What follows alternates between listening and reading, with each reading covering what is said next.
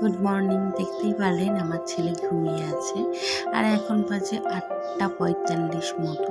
তা বাইরের ওয়েদারটা দেখুন কত সুন্দর। তারপরে এই যে ছেলে ঘুম থেকে উঠে গেল, ওকে দোলনার মধ্যে দিয়ে এই যে ও খেলা করছিল, তারপরে ঘুমিয়ে গেল।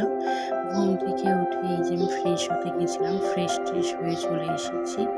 আসার পর চা খেয়ে নিলাম। চা খেয়ে নেওয়ার পরে এই যে ছেলে দোলনার মধ্যে শুয়ে শুয়ে হাসছিল।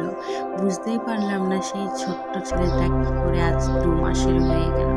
তারপরে মা কালকে রাত্রে ছানা ছিল, ছানা খেতে দিল।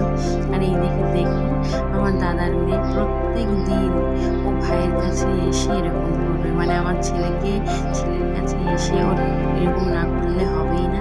তারপরে এই যে ছেলেকে স্নান টান করিয়ে এই যে রেডি করে নিয়েছি। ছেলে আর আমি গল্প করছিলাম। ও আমার না, আমি কথা বলছি, ও আমার কথায় মানে উত্তর দেয়, এখন হু হ্যাঁ বলে। তারপর ওকে ঘুম পাড়িয়ে দিয়েছিলাম খানিকক্ষণ। তারপরে মা দুপুরে লাঞ্চে দিয়েছিল ভাত, মোচা ভাজা আর এদিকে মাছের ঝোল।